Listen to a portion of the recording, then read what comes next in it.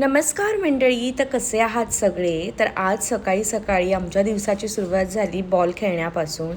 तर आरणाला आजकाल हा नवीन गेम खूप आवडायला लागला आणि ती खूप एन्जॉय करते.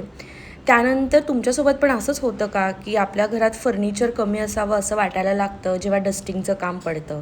तर आमच्याकडे ॲक्च्युली फर्निचर कमी आहे, पण जितकं आहे ते तर रेग्युलर बेसिसवर पुसायलाच लागतं. आणि मी कोणतं काम करते आणि आरडामध्ये करणार नाही असं तर होणार नाही. तर तिला पण इथे फर्निचर पुसायचं होतं माझ्यासोबत आणि तिने पण एक वेट वाईप्स हातात घेऊन तिचा प्रयत्न चालू होता.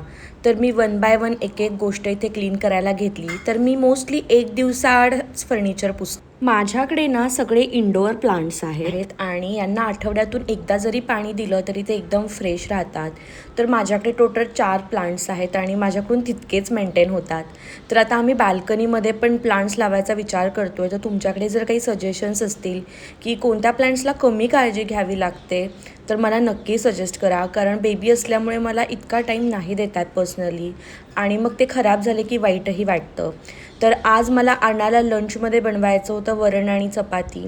तर इथे अर्धी चपाती मी घेतली, त्याचे बारीक बारीक तुकडे केले आणि मूग डाळीचं मी फोडणीचं वरण बनवलं होतं आणि छान तूप टाकून त्याला मी थोडा वेळ भिजत ठेवते.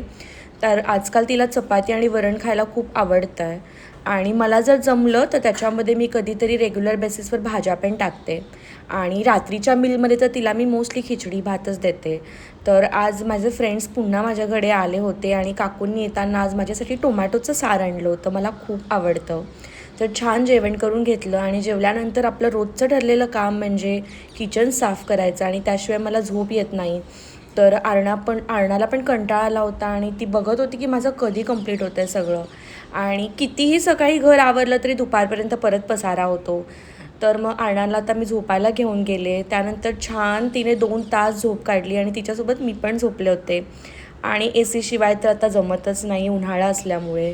त्यानंतर संध्याकाळी मी रात्रीच्या भाजीची तयारी करायला घेतली. वाटाणे सोलून घेतले आणि आरणा ऑब्झर्व करत होती की मी कसं करते आणि मध्ये मध्ये हातही घालत होती. त्यानंतर मी मस्त माझा इव्हिनिंग टी एन्जॉय केला. तर तुम्हाला पण असं मस्त सनसेट होत चहा प्यायला आवडतो का? मला नक्की कमेंट करून सांगा. टाटा, बाय.